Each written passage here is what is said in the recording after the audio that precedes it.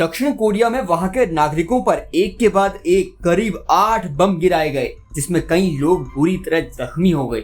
बम ऐसी जगहों पर गिरे जो रिहायशी इलाका है। बमबारी वाली जगहों में कई घर और चर्च तबाह हो गए।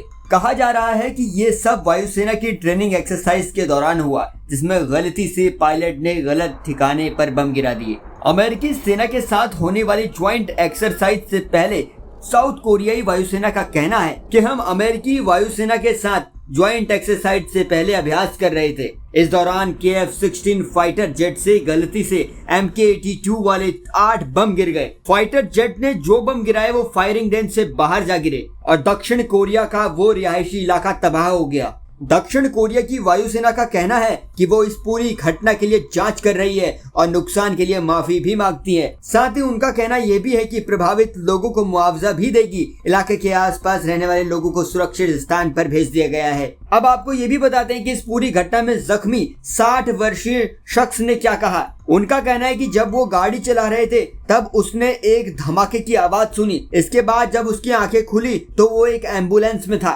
उसकी गर्दन में एक बम का छर्रा लगा।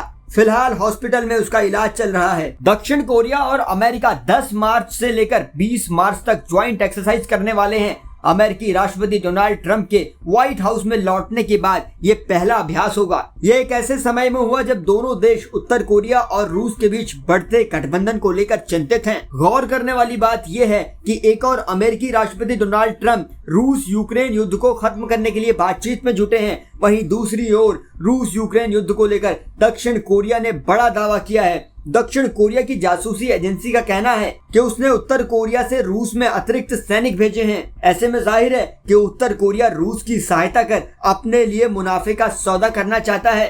उत्तर कोरिया के नेता किम जोंग जानते हैं रूस यूक्रेन युद्ध में पुतिन की सहायता करने का फल किम जोंग के देश को जरूर मिलेगा। इसलिए वो रूस में अपने सैनिक मारे जाने के बाद भी बड़ी खेप वहां भेज रहे हैं। हालांकि ये कदम रूस की ओर से यूक्रेन के खिलाफ युद्ध के दौरान कई उत्तर कोरियाई सैनिकों की मौत के बाद उठाया गया है। उधर अमेरिका रूस के साथ भी हाथ मिला रहा है और इधर यूक्रेन को भी साध रहा है। इधर उत्तर कोरिया और अमेरिका के सैन्य अभ्यास से पहले गलती से पर किम जोंग के देश में बम गिराने का मामला कई सवाल खड़े करता है। क्या इसमें कोई चाल है या फिर ये सच में पायलट की गलती से हुआ है? ये एक बड़ा जांच का विषय होगा। ये सैन्य अभ्यास उत्तरी कोरिया की सीमा से करीब 25 किलोमीटर दूर दक्षिणी हिस्से में स्थित पोचेन शहर में सुबह करीब 10 बजे के आसपास हुआ।